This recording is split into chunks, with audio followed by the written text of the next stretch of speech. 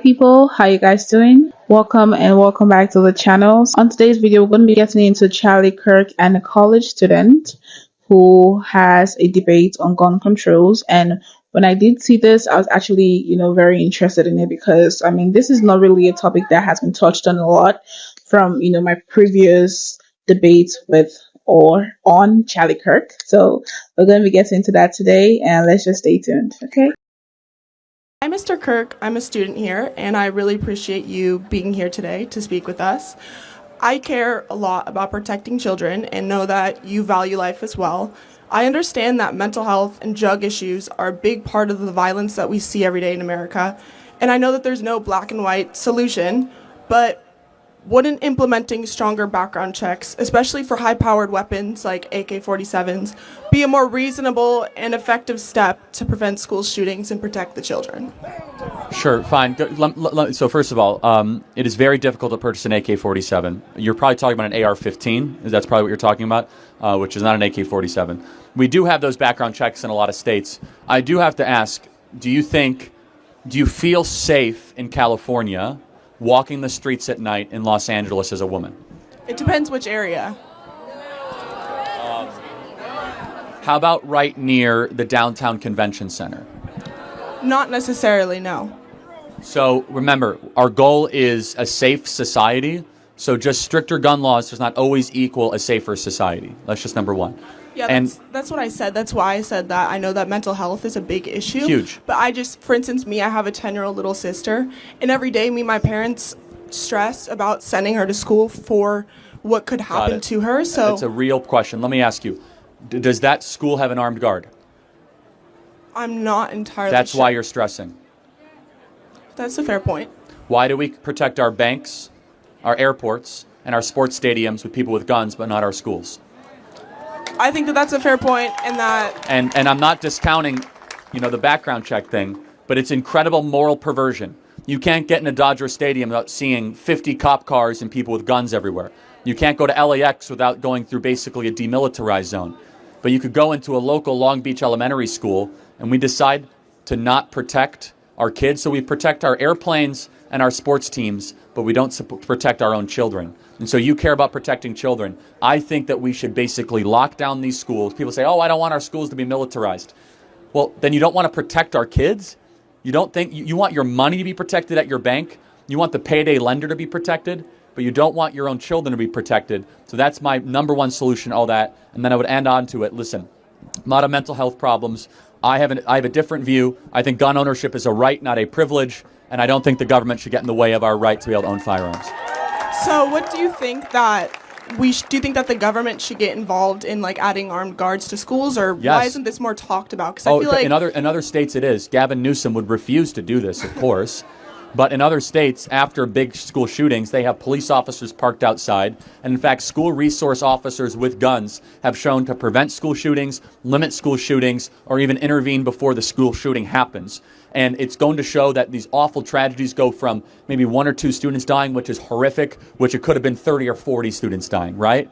And so, again, at the fundamental core of it, which is your astute observation, almost every single case of these school shootings, there are some exceptions, they get the guns from their parents.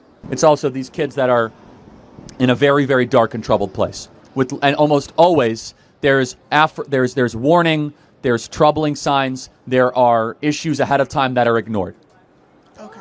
Thank you so much. God bless you. Thank you.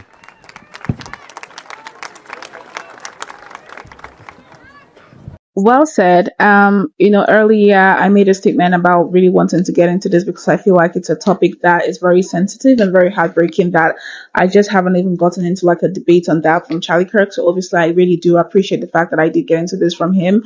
And I just have to say that this lady is very lovely. I definitely do understand and support her motive and just support everything about her basically. And I get Charlie Kirk, right? But then I still do question verification, because obviously, as he said, most of this shooting that happen is from disturbed children, which comes from mental health.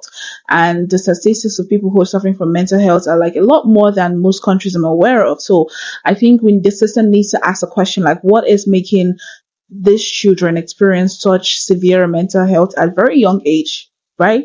And I think it's too much freedom.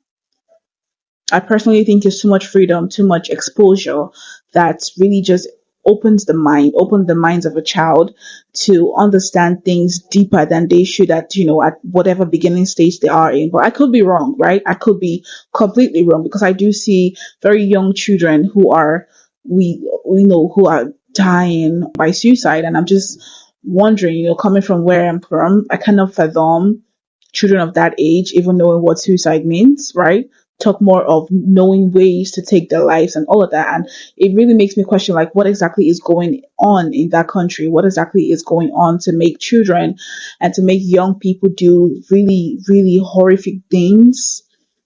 And yes, the signs are always there. If you do check, most times you would always see some disturbance here and there, some mental issues here and there. I mean, the check should happen. But yeah, I mean, guns being a right of individuals, it has its perks and its downside because you see countries where guns are privileges, they're not rights, and you see people just being very helpless against the evil ones, against people who are trying to like hurt them, and you see people just taking advantage of the fact that they know people are not weaponized, so they're just taking advantage of that fact. But then when people believe that it's a right, I mean, everybody would want to execute their right, everybody would want to take their rights basically, and they don't necessarily have the mental capacity to deal with so much freedom, to deal with that right. And yes, I'm aware that the rifles are not the problem, it's the individuals, because obviously you do have people who have rifles everywhere. I mean, if children go to school and they see armed forces guiding them, they would feel much safer than just being there and knowing that there are no armed forces who are saving them or who are there to watch over them.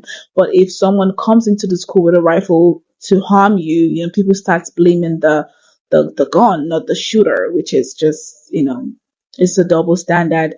But I really do get it, and I don't know what like the way forward could truly be for the gun violence in the United States. But it's so disheartening, it's so sad, it's so worrisome, and it's so scary because you really do not know which other cycle is preparing to go take people's lives and people's loved ones. But I mean, we'll keep on praying for the situation, and hopefully a solution would come forth very soon. But yeah, people, I would love to know what you all think about this debate. Please share all of that down with me in the comment box, and let's keep on staying safe and healthy. So